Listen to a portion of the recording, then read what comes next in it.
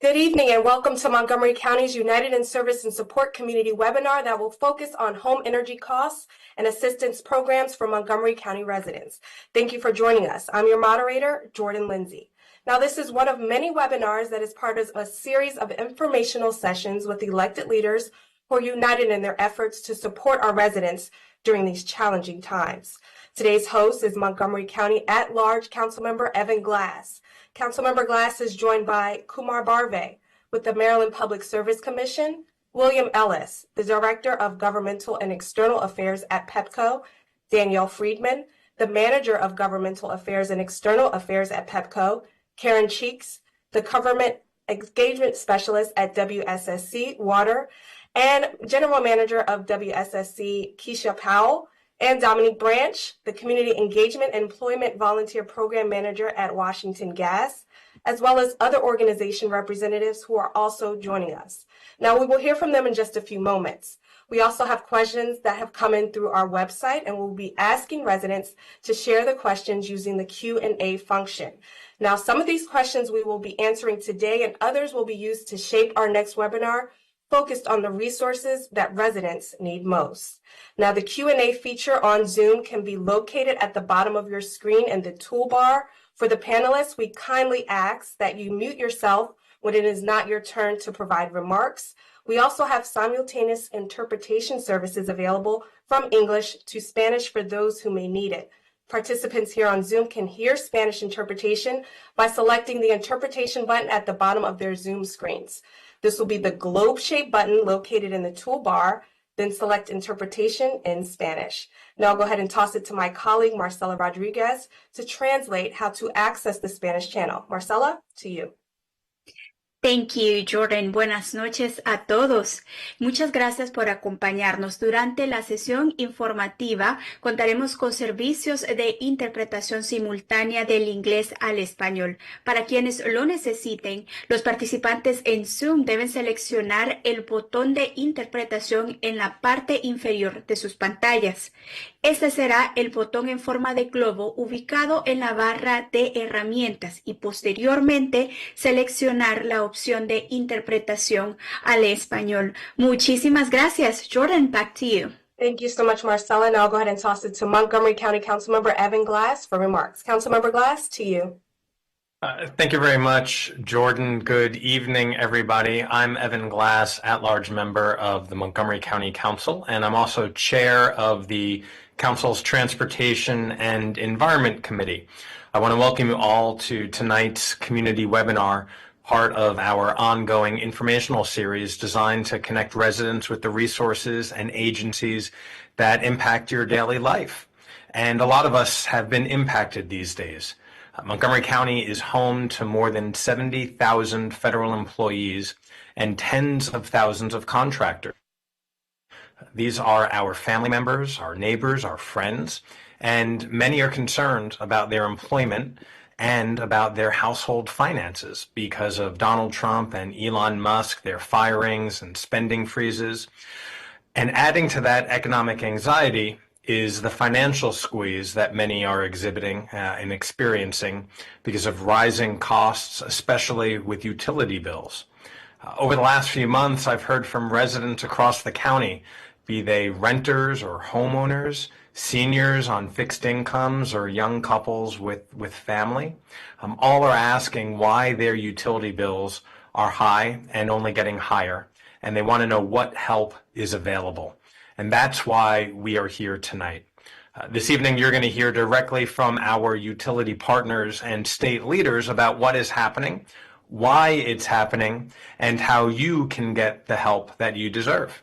And so I want to thank our panelists who are joining us this evening. First, Commissioner Kumar Barve from the Maryland Public Service Commission, Keisha Powell and Karen Cheeks of WSSC Water, William Ellis and Danielle Friedman of PEPCO, and Dominique Branch of Washington Gas.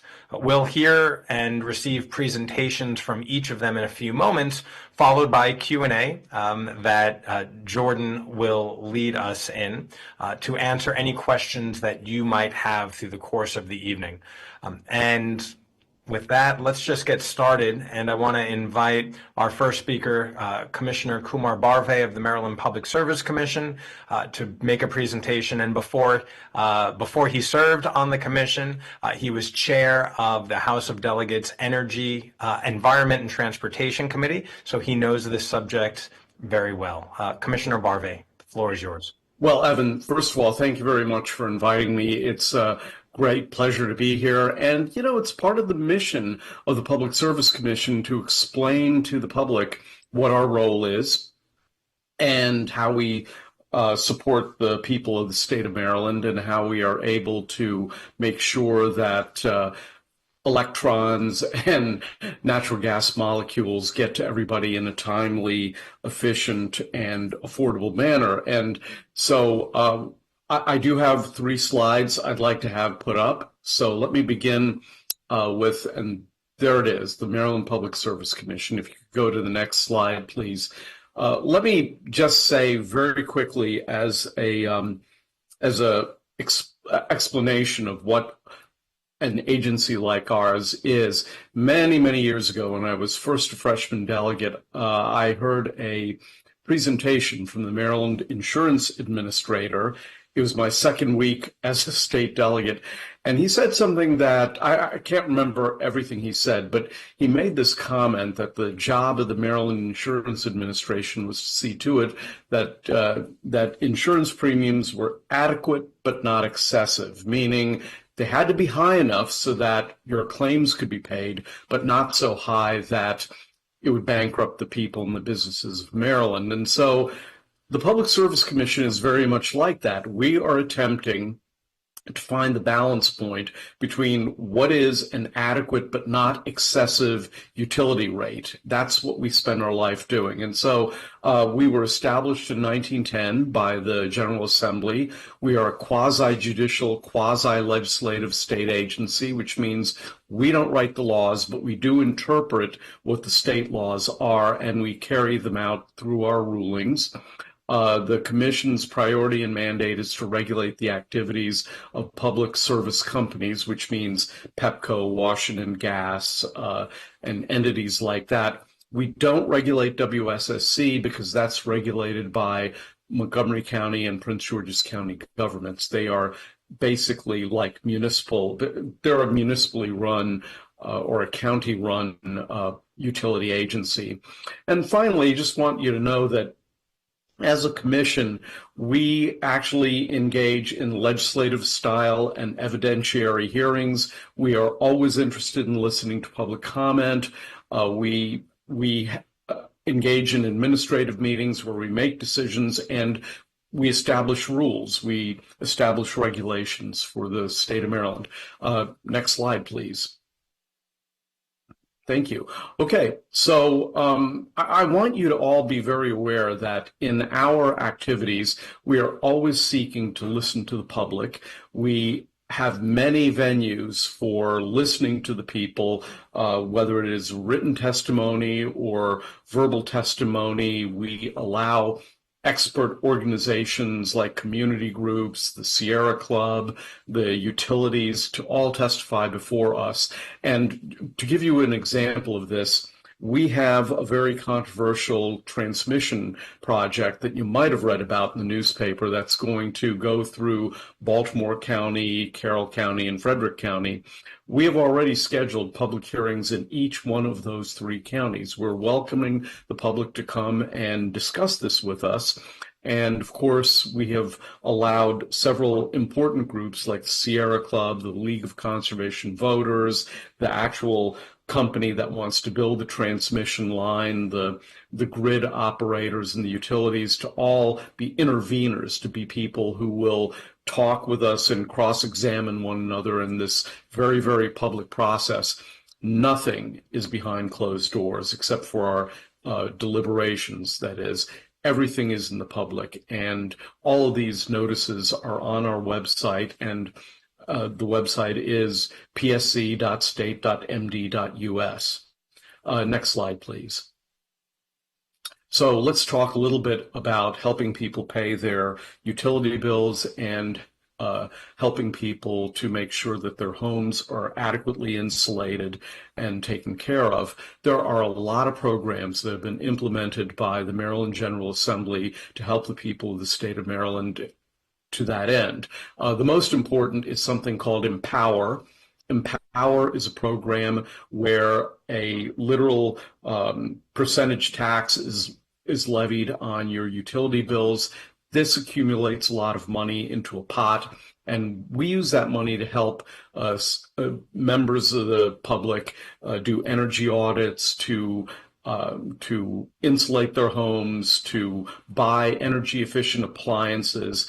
It's all a part of our effort to make sure, number one, that we save money for the people of the state of Maryland. And number two, because the people of the state of Maryland are using less electricity, it means there's less of a need to build expensive power generation plants and power transmission cables and distribution cables. And so, you know, it's been said by many people that the cheapest megawatt is the megawatt that you don't have to generate and transmit. And the whole impetus, the whole idea behind the Empower program is to do exactly that, to accumulate money so that we can help the people of the state of Maryland insulate their homes, do energy audits, buy energy efficient appliances.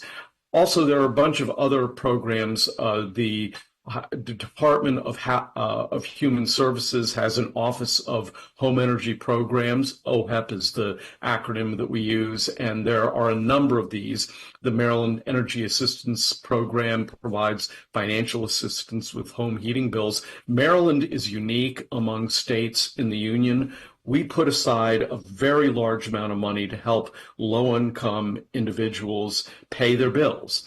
And that's one of the examples. The MEAP program, the Maryland Energy Assistance Program, is one of those programs. There's an electric universal service program that provides financial assistance with electric bills as well. There's an arrearage program. A lot of times some people, because of financial hardship, have difficulty paying their bills over a period of time, and we want to give people a helping hand to be able to get themselves out of that. And, you know, these programs, there are also weatherization and energy efficiency services that are provided by the Department of Housing and Community Development. And all of these programs can be accessed on their website, the DHCD website, which, let me find it. I believe it is, well, first of all, again, the Public Service Commission, you can reach out to us at psc.state.md.us.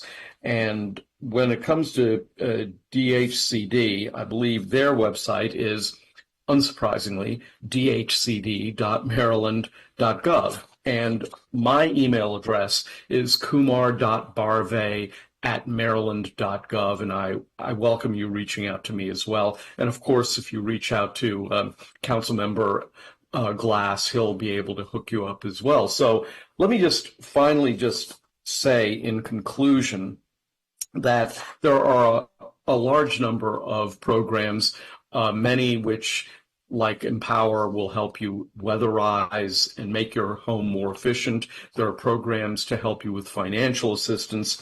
And DHCD, the Department of Housing and Community Development, and OHEP, the Office of Home Energy Programs, have programs to provide cash assistance to people who are moderate and low income. And those programs are based on a sliding scale. The two variables are income and family size.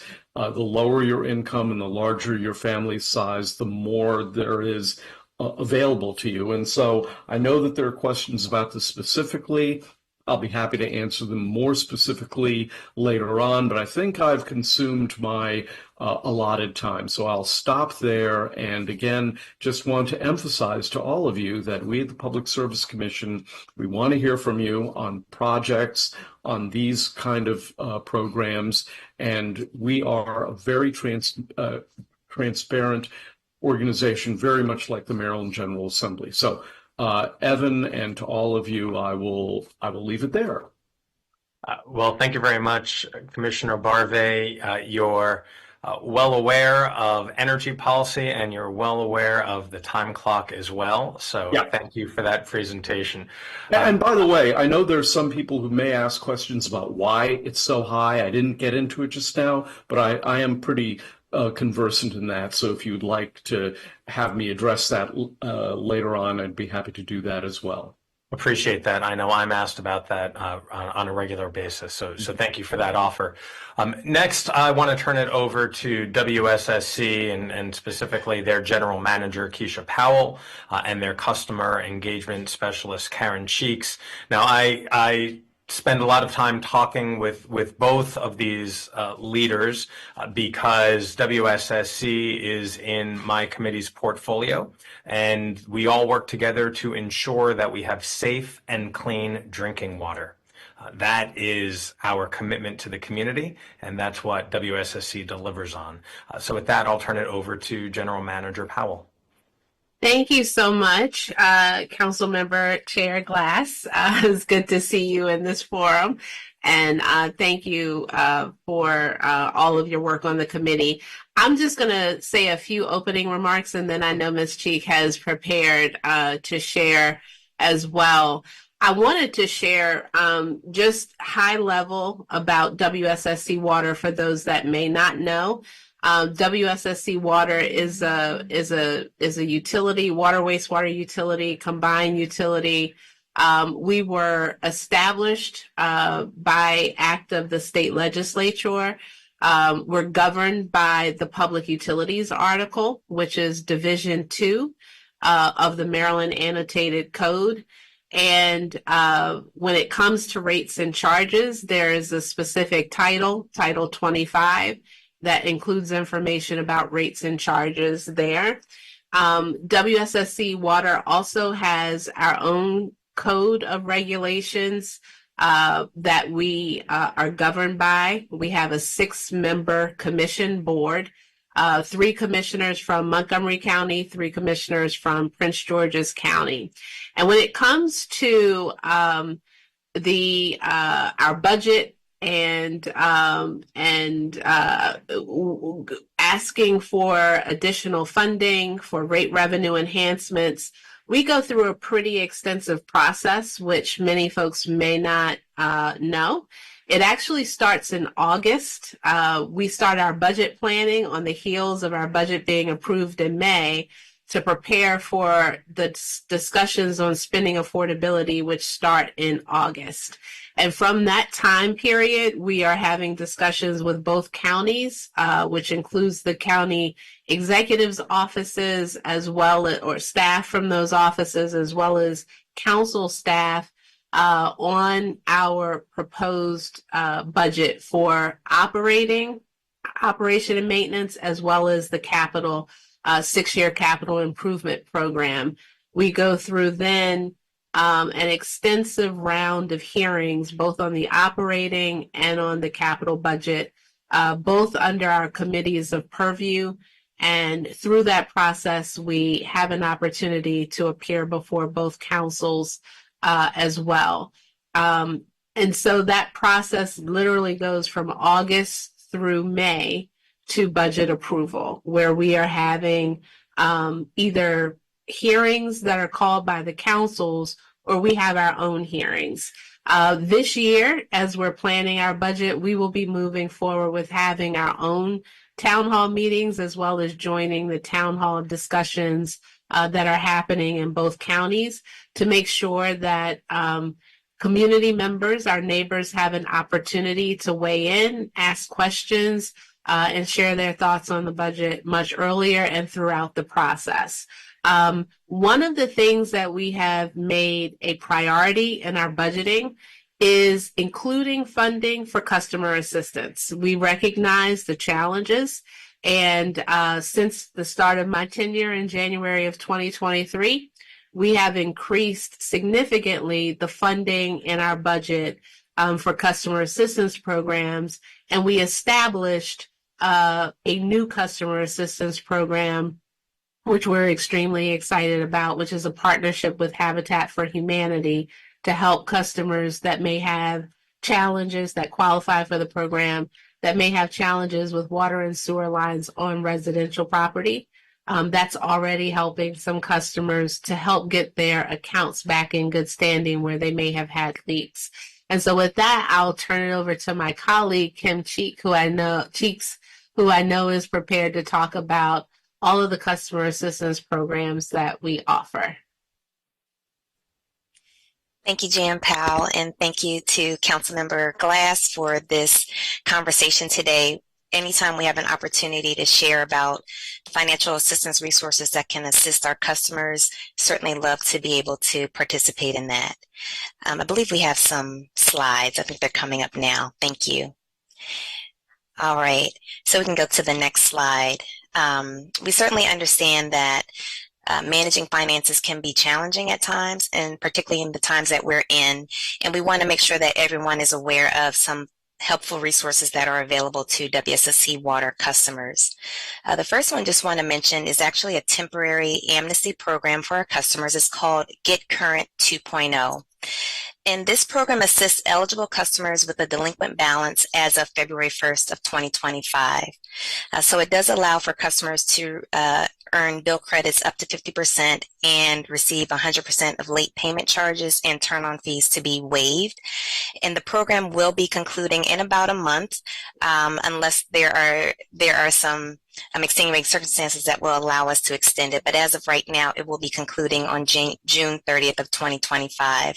And so you can certainly get to information about that through the website or the QR code that is on the slide. And I forgot to mention, all of our financial assistance programs are available on WSSCwater.com/assistance. So everything that I will be talking about this evening will be found there, but there are QR codes which will take you to the specific programs as well. Next slide, please. So next, I'd just like to give a high-level overview about some of our main programs. The first one is Promise, and that is a partnership that we have with Promise, which allows our customers to be able to set up affordable, flexible payment arrangements. We are definitely trying to just provide some avenues to allow customers to make things more manageable for their budget. So customers can start a pay plan with as little as $10 and set it up in a way that meets their needs the best. And again, if they have a past due balance as high as $50, they can certainly even set up a payment arrangement based on that amount. Next, I do want to mention our Customer Assistance Program, which we refer to as CAP. And this is something that customers would apply for through the Office of Home Energy Programs. Once they are approved for energy assistance, they're actually automatically enrolled into our CAP program.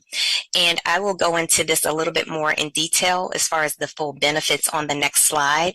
But this is a program that is very helpful for our customers to be able to waive fixed fees, allowing them to get a free annual leak investigation, and there'll be several other items that I'll mention on the next slide. But we also want to talk about our water fund. This is a program that was started in the 1990s by WSSC Water employees, and there was a concern to be able to help customers meet their bills and be able to pay for their bills. And so it was started then, and it is administered by our third-party administrator, the Salvation Army. So eligible customers can access the water fund multiple times, up to $500 per year. And this is something that has been of benefit for many of our customers. I believe about 28,000 customers have benefited from the water fund since the 1990s. And then next, I will also mention PIPE ER. This is our emergency loan replacement program. So if you've ever had a water line leak on the outside of your home, or know a neighbor who has had to have one replaced, these can be quite expensive. They're approximately $4,000 and up, and so they're not something that catch people by surprise, and they can certainly put a hurt on your bank account. So we definitely make this loan program available. It provides loans up to $10,000 to finance the repair, replacement, or diagnostics of sewer or water on property service lines. And the WSSC Federal Credit Union administers Pipe ER. One thing I will mention about that, based on feedback we did receive from customers, the loan amount increased from $5,000 to $10,000. And that's because in the past, it used to only cover the water line, but based on that feedback, we enhanced this program to also include the sewer line as well. Next slide, please. And so now just go a little bit deeper into the CAP program and just talk about the benefits that come out of the CAP program. So there are waivers. So customers are allowed to have their late fees permanently waived. The Bay Restoration Fund, that $60 annual fee, which we collect on behalf of the state of Maryland, is also able to be waived when you're in the CAP program. There are exemptions, and so the ready-to-serve charges, which are made up of our account maintenance fee and infrastructure investment fee, we are able to be exempt from those fees, and that's a savings of up to $225 per year. WSSC is able to provide bill adjustments for customers when certain criteria is met. For our CAP customers, if they are eligible for a high bill adjustment, it allows for the removal of 100% of excess water and sewer charges up to 2 billing periods once every 3 years.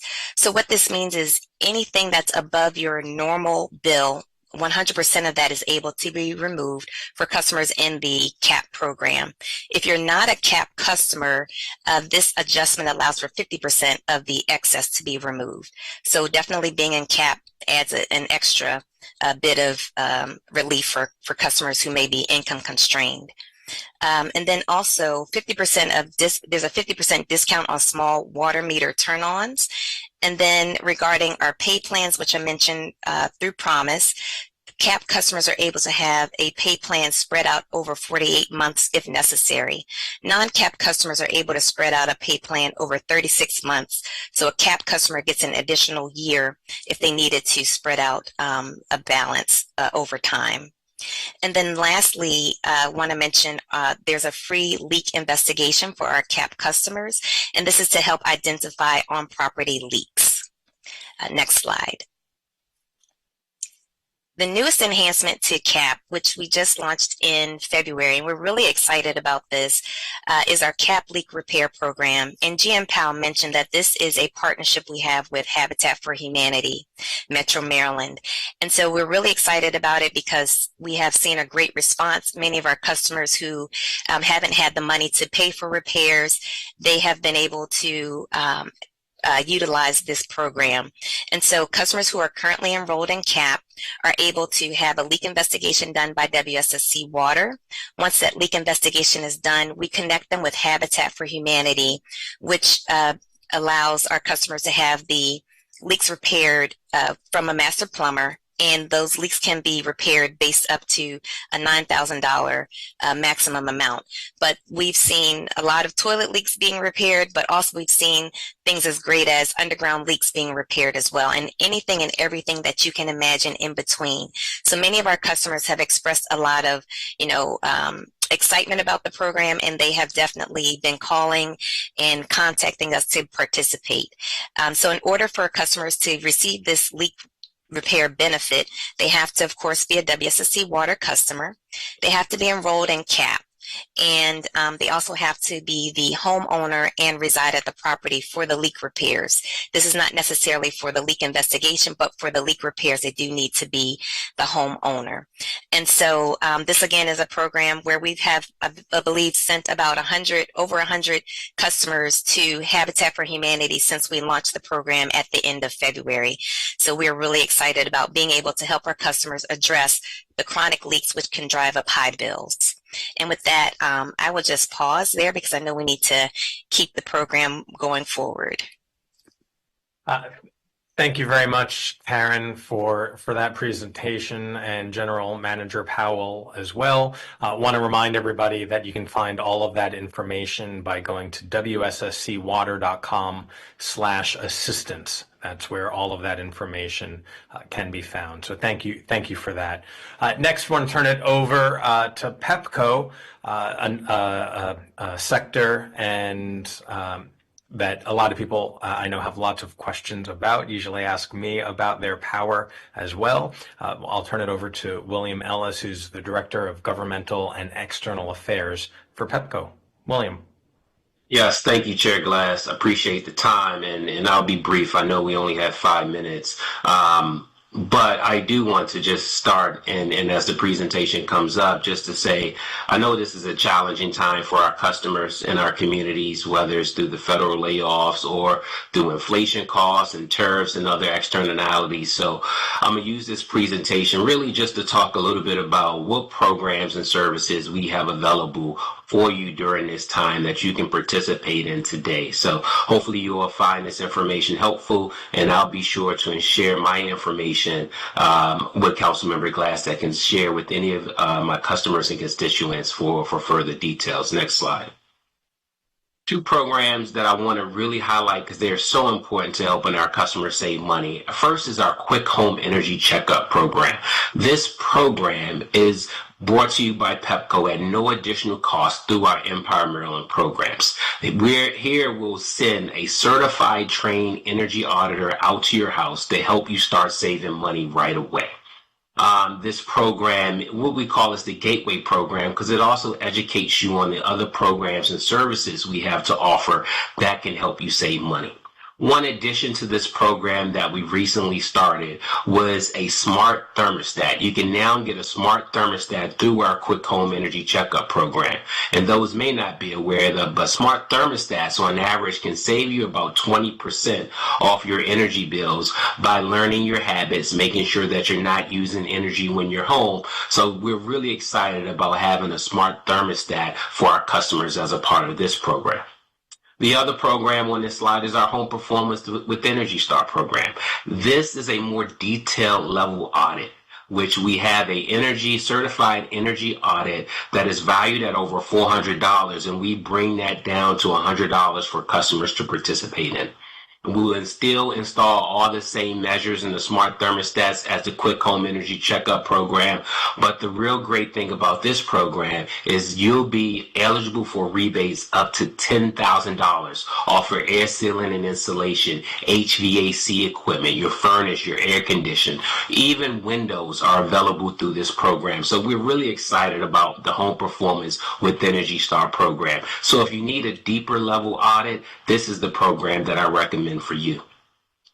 For those that are income eligible, so maybe those are seniors that are on fixed income, or maybe you've been recently laid off because of the federal reduction. But there's another program that DHCD managed that the commissioner spoke to, which is the Low Income Energy Efficiency Program. It's the same program as the Home Performance with Energy Star, but if you are a family of 4 and you make less than $97,000, you qualify for this program all for free. So all of the measures that I stated in rebates, you can get up to $20,000 of new insulation, air sealing, HVAC equipment, refrigerators, windows. All of that is brought down for our low income customers, all for free. So it's a really great program that a lot of our customers don't think they qualify for. But again, if you're a family of 4 and you make less than $97,000, you qualify for that program. And so we've been partnered with DHCD to make sure there's referrals, and we have additional information, but it's the exact same program as Home Performance with Energy Star, but it's all at no cost for our low income program. And then if you don't qualify for that program, we also have a moderate income program where a family of 4 can make up to $125,000 and qualify for additional incentives. So we try to make these programs available for every customer at every income level, geared to making sure that you have the most efficient home possible. Next slide. Really quickly, the commissioner touched on this, but for those that are needing financial assistance, there are programs that can help you with your utility bills today. The Maryland Energy Assistance Program, or the MEAP program, can provide energy assistance up to $2,000 for income eligible customers. That program actually ends on June 30th and then starts again on July 1st. So if you have not yet qualify for that program, there's an opportunity that you can qualify for both years. So you can get that $2,000 this year before June 30th, and then you can get another $2,000 starting July 1. And so there is a lot of dollars that are available for customers if you're in a difficult financial pinch that can help pay your energy bills. Of course, there are other programs that I'll highlight here that we also just recommend you do, such as budget billing. Budget billing smooths your payment out over 12 months so that you don't have high utility swings from month to month based on whether it's really cold in December or it gets really hot in August. Budget billing makes it so that you pay the same exact month every month. We also have high usage alerts. High usage alerts are set up so that we'll send you a text message or an email if your usage is trending higher than the threshold that you set. It's very helpful that if you get to the 15th of the month and you're using more energy than you're used to, you'll get that alert to say maybe it's time to turn your thermostat back down a notch so that you can make sure that your bill falls within your threshold in terms of where you would like to pay. Next slide.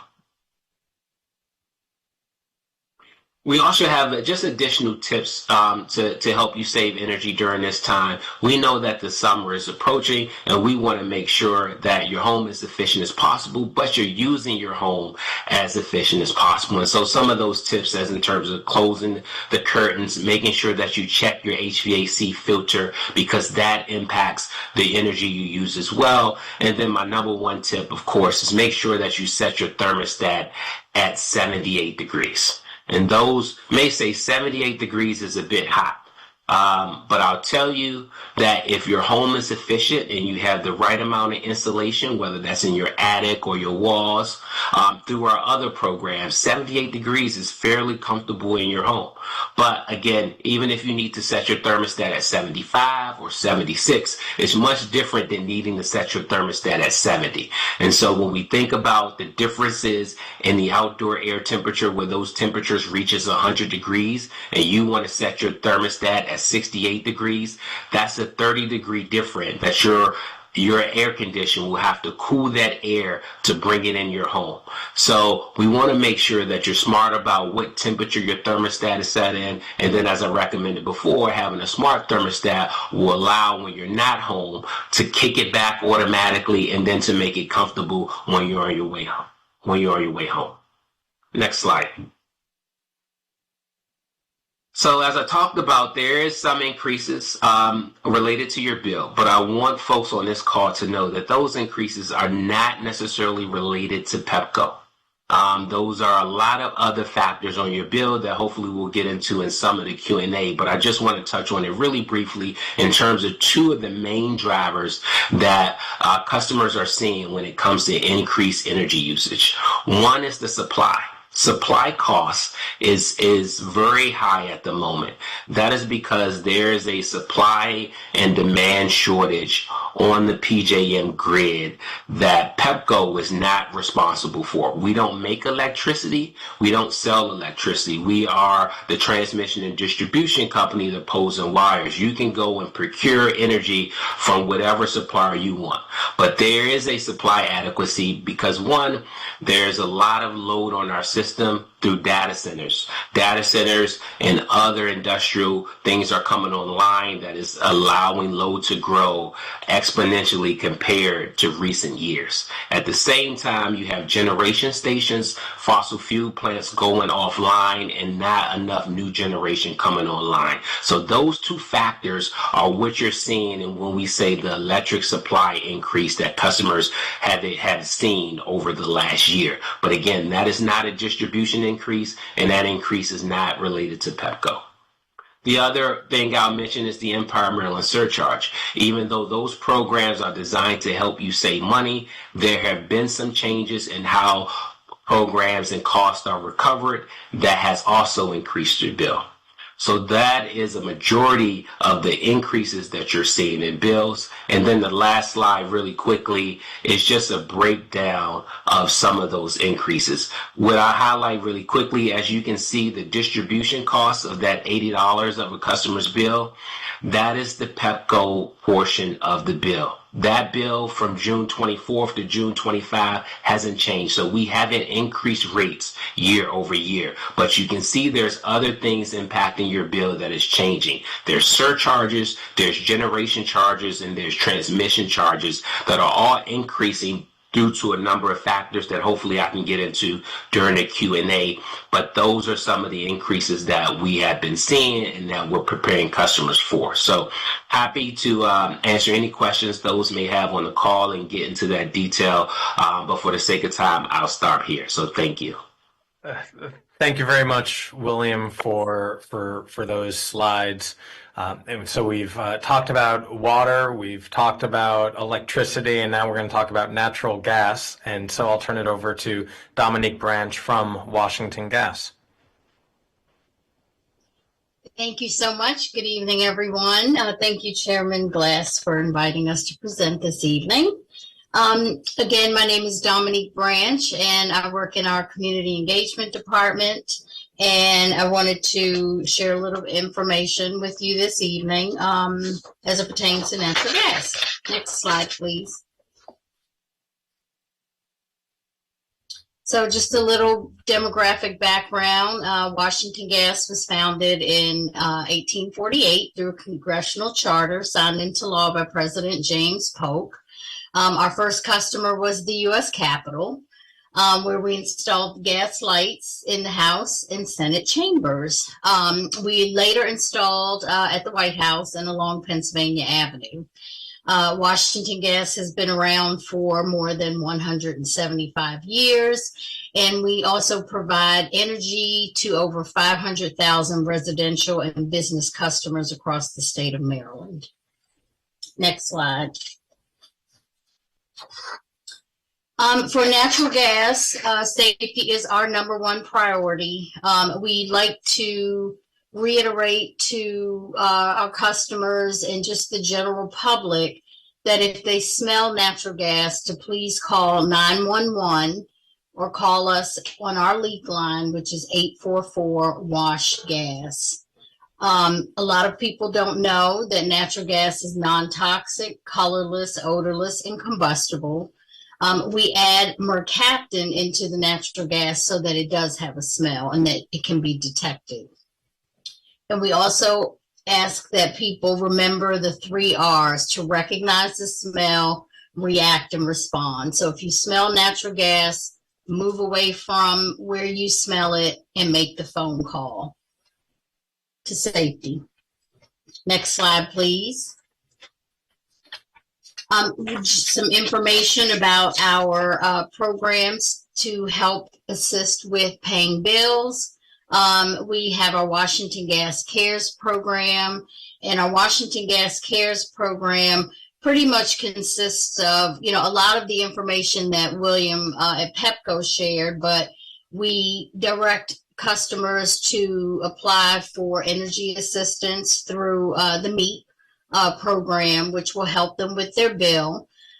We also let our customers know, if they are having a hard time paying their bill, to just reach out and give us a call. We are happy to we will set up 12-month payment arrangements on customers' accounts where they can pay that bill over time and don't have to pay it all, at that one particular time. So we just ask customers to give us a call so that we can set up those payment arrangements for them. We have budget billing. If customers want to get on the billing program as well, that will spread out their bill, over the 12-month, not the payment arrangement, but the budget billing, where they will spread it out over the 12 months and possibly have, the same amount that's due each month. Next slide, please. So Washington Gas has a program called the Washington Area Fuel Fund, which is our philanthropic effort. So that program runs from January 1 to the end of May is when the funds are dispersed. So it's a donation-based organization where, and administered through the Salvation Army, just like WSSC, where customers can reach out to have their heating bill assisted with the payment. So how that works is they kind of have to go through the other programs first and qualify for those. And then they can go online and fill out the application to see if they qualify for our Washington Area Fuel Fund, which will help with their heating bill. And it's any source of heat. So it's electric, gas, oil, propane, corn, wood, any source of heating. They can receive these funds if they qualify. Next slide. And this is just a little bit of information. We have it's fairly new, maybe a couple of years now, but we launched a mobile app. We find that customers actually like our mobile app. It's a lot easier to kind of navigate, versus going online, but we do now have an app, and we encourage people to download that app so that they can pay their bills or just have access to their accounts. And that is it for me. Thank you very much, Dominique, for that information. And I did not know about the app, so I think now I'll be making my payments through the app, making it very easy for all of us. Thank you to all of our presenters for the wealth of information. And I know that there are questions, so I'll turn it over to Jordan, who's been sorting through some of those questions to share for the time that we have left. Thank you so much, Councilmember Glass. Just a friendly reminder that we did receive a lot of questions from residents on similar issues, so I'll be reading some submitted questions that reflect a broad part of the community. Please also note that all questions that have been submitted will be captured and used to help us plan upcoming webinars. Now I'll move on to the questions and comments from residents. Up first is a pre-submitted question about local home energy costs and assistance programs for those in need. This person says, can you explain how much home energy costs have gone up within the past couple of years? And if it's a significant increase, can you explain what might be contributing to those rising costs? Whoever would like to answer. I know Maryland Public Service Commission or PEPCO kind of mentioned this. So it's a supply and demand issue. For the most part, the state of Maryland has not built a lot of clean generation in our state in recent years. Most local jurisdictions don't like utility scale solar in agricultural fields, and that's really the only form of solar that's really cheap. But that, the state legislature passed a law to make it easier to do that and to build batteries. The other problem that a lot of people don't realize is that a lot of coal-fired power plants are being decommissioned by their owners because coal is just not economical anymore. Some people want to blame the Sierra Club for shutting down these coal-fired power plants, but really it's natural gas that's shutting them down. I was at a conference a few months ago where executive for one of these companies talked about the fact that coal-fired power plants employ 5 to 6 times as many people as an equivalent natural gas-fired power plant. And so, especially in central Maryland, near Baltimore, 2 coal-fired power plants are being decommissioned over the next 5 years. There's one in western Maryland that's going to be decommissioned. That's great news for the environment, shutting down coal, but it means that Maryland will import more electricity from Pennsylvania, from West Virginia, from Virginia. And so we're going to need more transmission lines, and we're going to need to build more power generation within our state. And the state legislature has altered the laws of the state to make it easier for the Public Service Commission to do that. Unfortunately, it's, you can't just build a power generation station. You can't build 4,000 megawatts of solar, like that. It's going to take some time, and hopefully through a combination of programs that will allow us to economize, we'll be able to get through there. But again, I just have to emphasize, this is a problem of supply and demand, and it's also a problem of dirty but cheap coal not being as cheap as it used to be, and it's being decommissioned all throughout the United States of America. And the problems we're experiencing are really being experienced throughout the whole country. Thank you so much, Commissioner Barve. Did any other want to add anything? No? Okay, we can go ahead and move on to the next question. This person says, what components do the WSSC's water bills for residential customers include? How does WSSC measure metered water and sewer usage charges? What about account maintenance fees and infrastructure investment fees?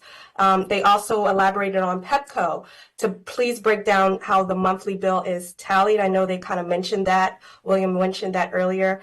Other components not related to PEPCO bill increases, if they can elaborate, and any times of year that might be more expensive than others. Karen? Sure. So WSSC water residential customers are primarily billed on a quarterly basis, so that's 4 times a year. The bill typically includes water charges, sewer charges, and then there are 2 fixed fees and the Maryland Bay restoration fee. And so this is an area where I just want to kind of go back to our CAP program, because if you're income constrained and you are enrolled in CAP, those 3 fees are definitely waived from the quarterly bill, which helps to bring the bill down a bit. But we do have on our website a place where customers can go, and that's wsscwater.com/readbill, READBILL. And it really does break down several things, such as how the usage is determined, the rate structure, the charges for water and sewer. So it breaks down quite a bit how you can read the bill and make it more understandable. Great. Thank you so much, Karen. And William, I know you mentioned a breakdown on how the monthly bill is tallied, but you also mentioned that there are some components not related to PEPCO bill increases. Can you elaborate on that? I think in my slide deck, I showed that there's a number of charges within your PEPCO bill that is not related to PEPCO. The highest charge is the generation charge. That is for the electrons itself. PEPCO, we do not make energy, whether that's solar or natural gas, as the commissioner said. We're only responsible for distributing energy along our poles and wires. And that only equates to about 35 to 40% of your bill in most cases. But folks don't understand that there's a generation charge, there's a transmission charge, and there's a lot of surcharges that is also attached to your bill. So we do try to educate folks to pay attention to your bill. As it relates to when you're using energy, I will say that climate change is real. There used to be a real spring where temperatures won't get above, 90 degrees until it was June. But we've already seen temperatures sort of soar into the 90s, and now they're back down into the 60s. So climate change shows that we have to be smart about how we're using energy. You can't just set your thermostat and forget it because you're wasting energy. So leveraging technology and making sure your home is efficient is important. So in the summertime, as I can say, set your thermostat to 78, and then in the wintertime, set your thermostat to 68 degrees. Don't just set it and forget it. Allow smart thermostats to learn your behaviors and ensure that when you're not home, you're not using energy or you're not wasting electricity. Great. Thank you so much, William, and thank you again, Karen. Can I add something to that? Yes. I think it's important for people to understand that in Maryland, the price of electricity is set for what we call the standard offer service, which is what most people opt to have. It's set by auction. So every quarter we have generation companies come in and bid to sell you electricity, and we take the lowest price. It's a very, very competitive market situation. PEPCO has nothing to do with this. They distribute the power to your home, but the decision on who to buy the electricity from is purely a market-based competition. And the other thing you need to understand about electricity and natural gas is that the utilities, PEPCO, Washington Gas, they don't make a profit on selling you electricity or methane molecules. If it costs them $10, they charge you $10. That's how their rates are composed. They don't make a profit on that. They pass that through. And, in recent years, we've had a number of very mild summers and winters in the last several years compared to this year.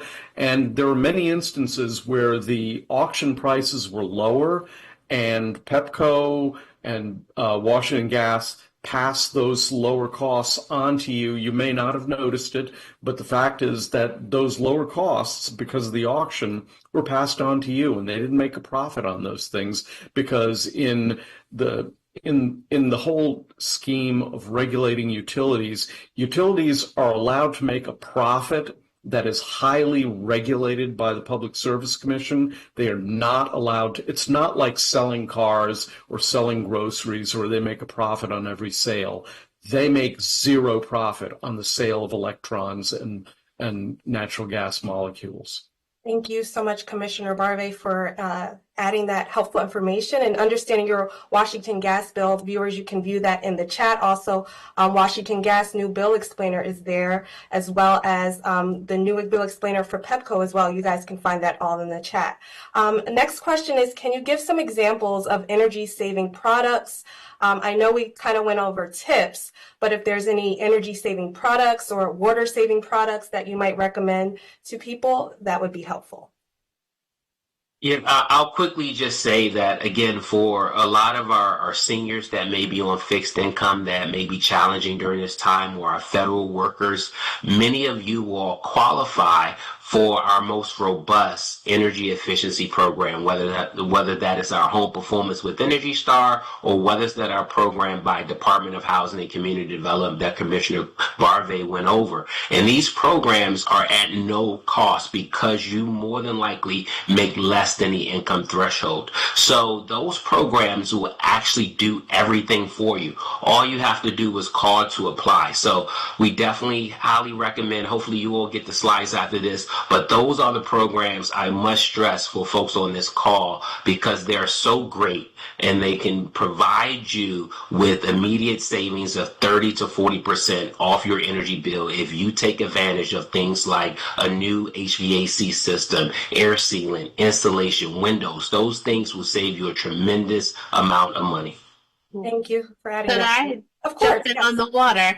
I also put our new bill explainer link in the chat as well, because we found that even though we bill on a quarterly basis, sometimes your billing period may not be exactly a quarter. And we also found that we needed to start talking about the fees and other charges that are on your bill as standing fees, because they're not necessarily fixed if your billing period changes. And sometimes we get questions about that.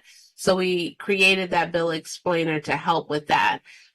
In the summertime, because we have been going through periods of drought, and even extending beyond the summer into the fall and starting in the spring, we're seeing these recurring periods of drought. And we just, at our commission meeting this month, showed a graph where we correlated high bill concerns that have come to us with those periods of drought.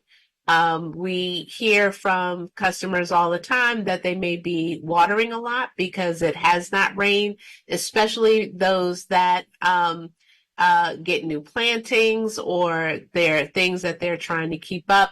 It could be other outside water uses as well. So a couple of tips. We always hear from customers, doubts about whether or not toilet leaks can cause an extremely high bill. And as we have been assessing our high bill process and the root causes, we actually had an independent review done recently and have been drilling down on some escalated issues. There are at least 10 different types of toilet leaks that you can have that can lead to a high bill. And when we say leaks, it's really a running toilet. And sometimes those running toilets are things that you cannot hear. So one tip is to use a tablet that you can get from us, or a drop of food coloring in the tank which will indicate whether or not you have water running through your toilet from the tank on a continuous basis. That really adds up. We also put a new diagram on our website that explains those different types of running toilet or toilet issues. It's 8 p.m., so my lights cut out. That's an energy efficient measure here at our support center. Apologize for that. Another thing that you can do is if you are using a lot of outside water, think about getting a sub-meter where you would not be charged sewer charges for the water that is used outside for watering. That can save a lot of money as well. And the last thing is there are some, just like energy efficient appliances, there are also water sense appliances or things that help limit water consumption, water saving fixtures, which is one of the reasons why we see a decline in consumption, because there are a lot of folks that are starting to use those types of fixtures, low flow toilets, shower heads that save water, and other water conservation measures. Wonderful. Thank you so much for that helpful information. We do have one last Q&A question. This person is asking, why are there 60% add-on costs added to the PEPCO bill? I know we kind of talked about this, but this live Q&A person wanted to ask this question. That would be something that the most consumers, they say, are interested in learning about. I didn't know who wanted to answer that. I'll take a stab at it. I don't know where the 60% sort of came from, but again, there is other components of your bill that we spoke to earlier. One is the generation component of your bill, and I think the commissioner went over that in detail. That is for the electrons themselves. We don't actually charge you for those. Those are shown as the supply side of your bill. Another large portion of your bill is energy taxes. Those are to pay for all of the energy efficiency programs, both at the state and the local level, as well as there are some other franchise taxes as well. But again, I want to make sure that customers just are knowledgeable about their bill. And so when they understand any rate increases from PEPCO, again, we haven't had a rate increase since 2024. And so the increases that you're seeing on the bill today is predominantly driven through either weather or it's driven through the supply changes of the bill. And we talked a little bit about that supply and demand because of low growth and the retirement of coal plants before. Great. Thank you so much for that. Well, that's all the time that we have for questions this evening. Just a friendly reminder that the next United in Service and Support Community webinar will be hosted by Councilmember Andrew Friedson on Wednesday, June 4th at 11:30 a.m. And the topic will be housing affordability and accessibility. Now I'll toss it back to Councilmember Glass for closing remarks.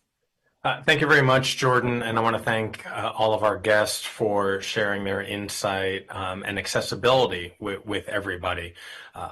There's a lot of anxiety, economic anxiety, political anxiety, but everybody here is working to make sure that our residents have all the utilities that they need, that they can afford to keep their families safe, cool, and refreshed. And that is really why we're all working together. And there were some efforts that were passed in the General Assembly this last legislative session, which will make some meaningful progress in the short term and long term. So this is a conversation shortly to be continued. And in the meantime, hope you all have a good evening, and thank you for joining us. Thank you so much, Councilmember Glass. And members of the virtual audience, please take a look at your screen where you'll see a list of local helpful resources that were mentioned tonight during the webinar. You'll be seeing that pop up on your screen any moment now. And thanks again for joining us, and have a great evening. Thank you, everyone. Thank you. Good night. Great Thank you. participating with you. Thank you. Thank you. Thank you, everybody.